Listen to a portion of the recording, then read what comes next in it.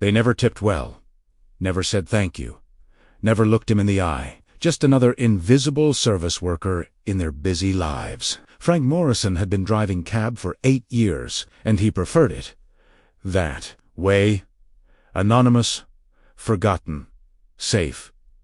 The man who once coordinated security for 3 presidents now worried about gas prices and parking meters until domestic terrorists chose his city. Welcome to the Human Stories. Before we begin this powerful story, tell us in the comments, from which city in the world are you watching this video today? And if you believe stories like this need to be told, hit that subscribe button and help us keep these silent heroes' stories alive. Phoenix, Arizona, 5:47 a.m. Frank Morrison sat behind the wheel of his yellow cab, waiting in the taxi line at Union Station. Same routine. 8 years of the same routine. Engine running, radio on but volume low, coffee cold in his thermos cup, looking out the window but seemingly seeing nothing, or so it appeared. In reality, Frank Morrison saw everything. Everything. The hurried steps of a man exiting the hotel across the street, the tense posture of a motorcycle courier waiting outside the corner cafe, the unusually high number of security guards at the government building. 8 years ago, these details were Frank's job. Now they were just ... habit. His first passenger arrived at 6:15 a.m.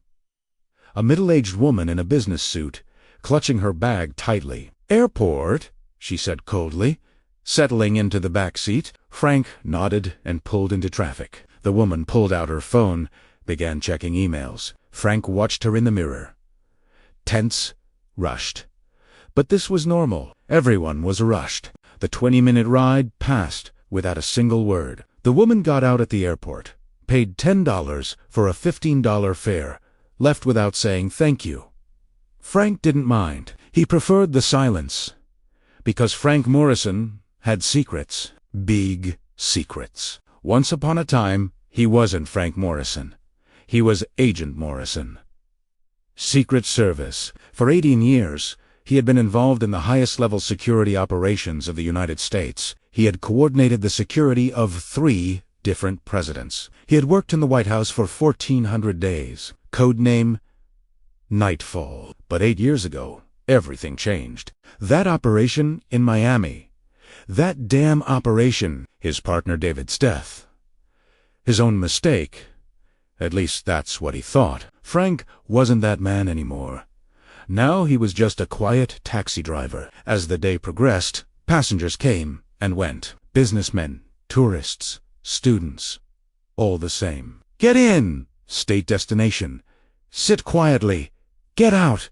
Pay. Leave. When lunchtime came, Frank parked in his usual spot at the corner of Broadway and Central.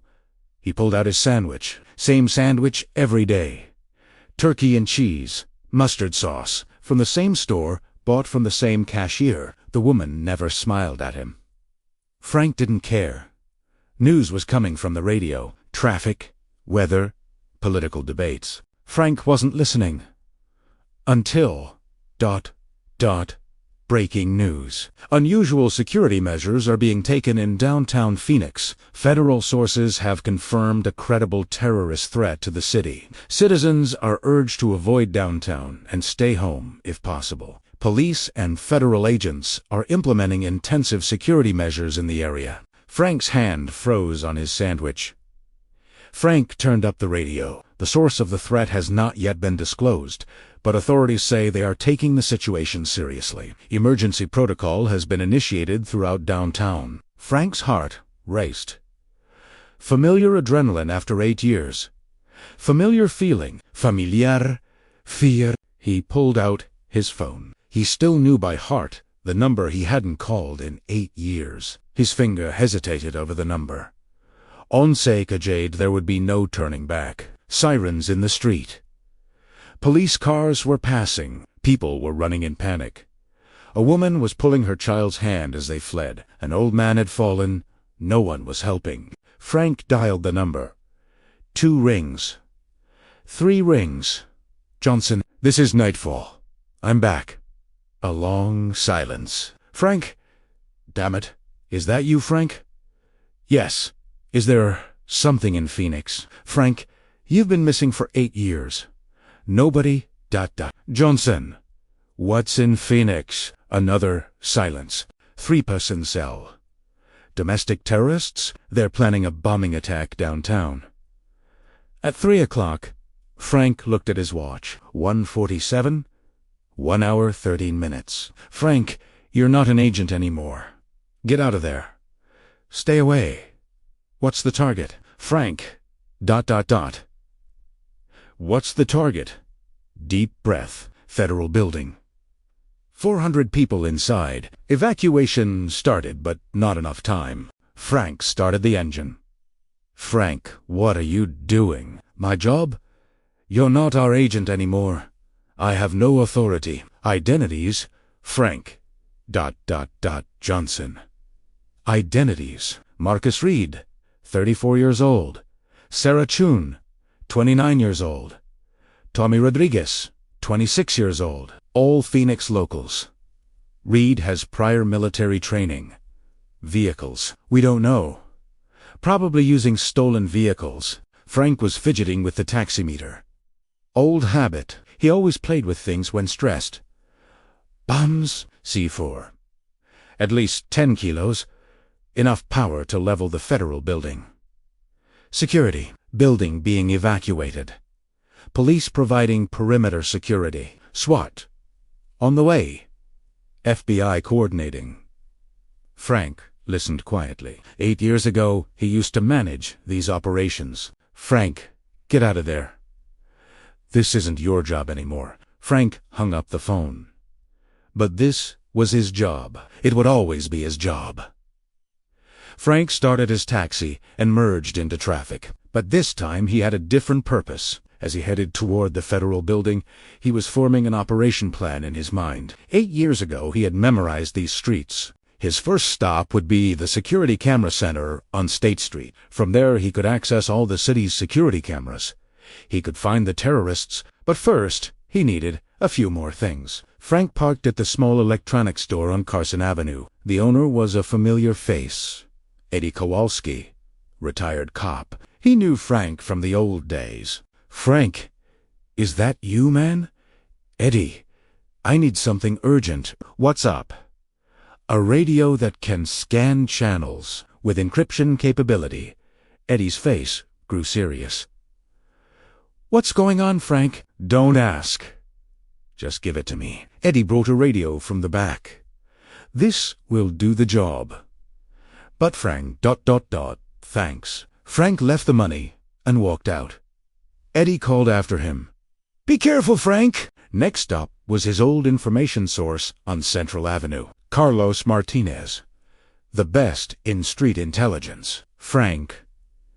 Haven't seen you in a while. Carlos, did you see anything unusual downtown today? Foreign vehicles. Suspicious movements, Carlos thought.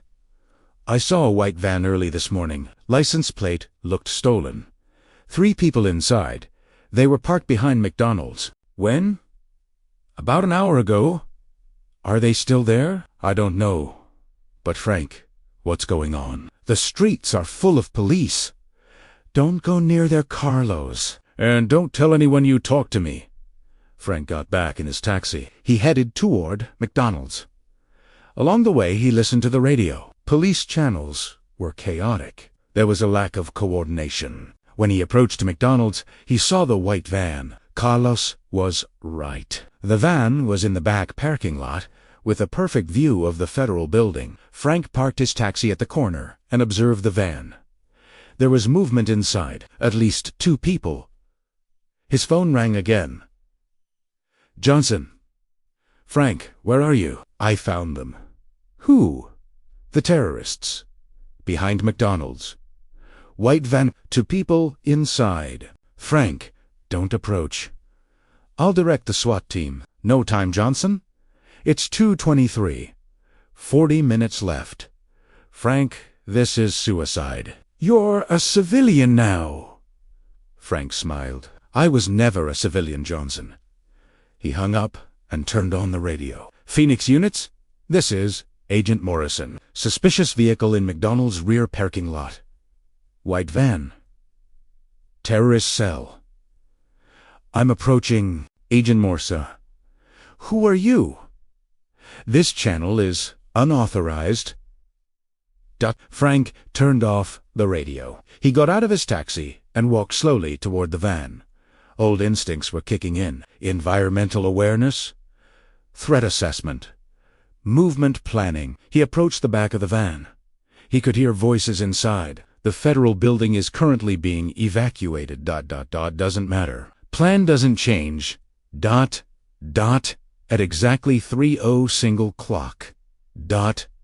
Frank got close enough to the van to hear the voice inside. Reed, you'll go to the main entrance. Chun, you'll wait at the back entrance.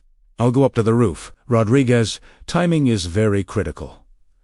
At exactly 3 o'clock, simultaneously, Frank couldn't wait any longer. He pulled the van's door. Door was locked. He knocked on the window. The voices inside stopped. A man looked at Frank Young, bearded, tense. Yes.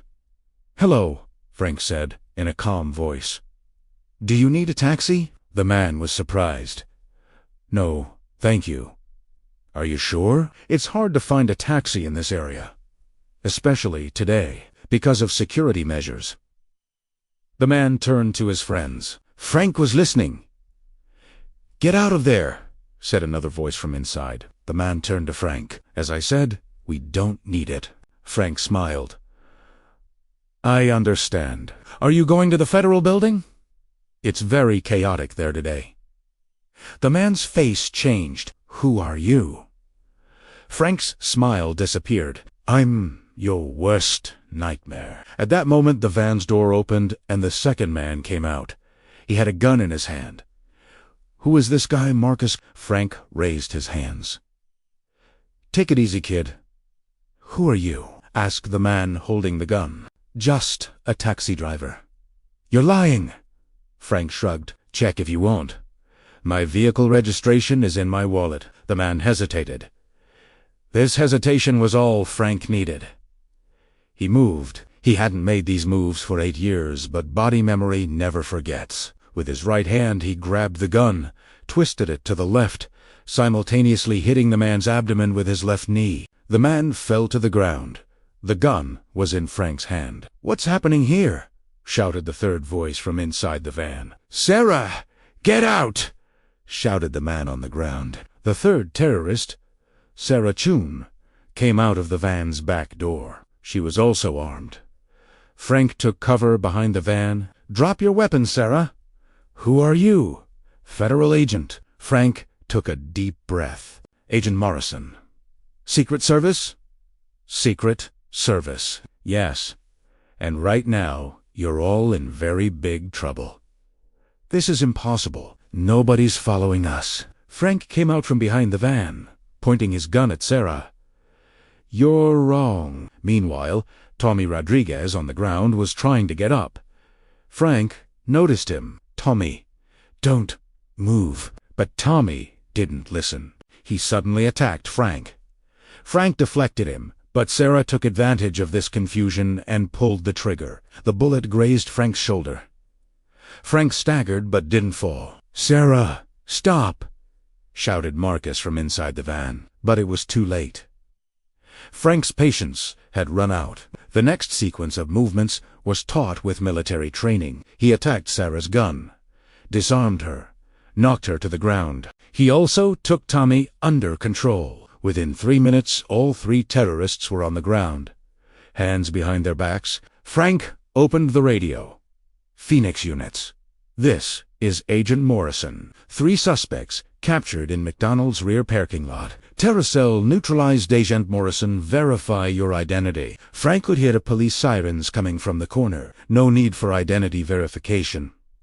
Suspects are here. 5 minutes later, the area was filled with police and federal agents. The bomb disposal team safely neutralized the C4 South. 10 kilos, enough to completely destroy the federal building. Johnson found Frank at the scene. Frank. I can't believe it. Johnson. Where have you been for 8 years? Here? In Phoenix. What were you doing for a living? Frank pointed to his yellow taxi. Driving taxi. Johnson laughed. Taxi driver? Ah, yes. And nobody knows who you are. Frank shrugged. I prefer it that way. Frank, do you want to come back? The Secret Service missed you a lot, Frank thought. The sound of sirens, agents running around, the arrival of the press. 8 years ago, he missed these things. Now they just seemed tiring. No, Johnson, I'm here now. But Frank, you loved this. Action, tension, being important. ... Frank looked at his taxi. Ordinary, yellow, old, but it was his. And Phoenix was his city, the city he had been protecting for 8 years. I'm already important, Frank said, just in a different way. Johnson shook his head. I don't understand. You don't need to understand. At 4:30, Frank was back behind the wheel of his taxi. He joined the line in front of Union Station. A customer came, an elderly man. Airport, he said. Frank nodded and set off. There was a lot of commotion in the city today, said the elderly man. Frank looked at him in the mirror. Yes, but it's safe now? How can you be so sure? Frank smiled. There are some things, you know. People don't see them, but they're there. They protect. They wait, and when necessary, they take action. Like secret heroes? Exactly. The elderly man looked thoughtful. Are you one of those people?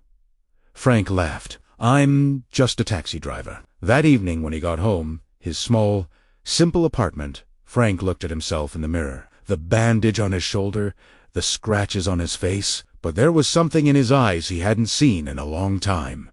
Peace. The next morning, he took his place in line at Union Station. Same routine, same taxi, same silence. But now, it was a different silence. A silence he carried with pride. Because Frank Morrison now knew, real heroes don't always have to be visible. Sometimes the strongest protection comes from invisible places. And even if the people of Phoenix didn't know it, someone was protecting them. His first customer came. A young woman, in a hurry. Hospital? She said. Frank nodded and set off. Emergency? He asked. Yes, very urgent. Frank changed route. Used the fastest way, navigated traffic at expert level. The woman was surprised. You know the roads very well.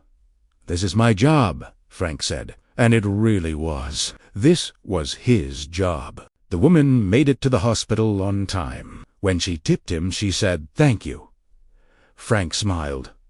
"You're welcome." Before the woman left, she turned. "You're different from other taxi drivers." "How so?" "I don't know. You give a sense of security." Frank's smile widened. "That's a nice compliment." Throughout the day he carried 12 passengers. He carried each one safely, on time, respectfully. None of them knew who he was. It didn't matter, because Frank Morrison now understood. Real service is not done for recognition. Real power is not used for show. Real heroism is lived quietly, and in the city of Phoenix, behind the wheel of a yellow taxi, the man who once protected presidents now protected ordinary people. No less important, just different. Now I ask you, have you ever encountered someone like this? Someone who appeared ordinary, but had an extraordinary past? Maybe your taxi driver, security guard, or cleaning staff. Who knows what secrets they're hiding? What stories they've lived? Share their stories in the comments. Tell their names. Describe which city you met them in, because every secret hero deserves to be remembered. If you know someone who gives you a sense of security, protects you but never brags, let's honor them here. And don't forget to write which city you're watching from. Having listeners from all over the world for these stories is very valuable to us. If this story touched you and you believe more stories like this need to be told, don't forget to subscribe. At The Human Stories, we continue to keep silent protectors and secret heroes alive. Because the strongest protection comes quietly and the most valuable service is done without anyone seeing. See you in the next story.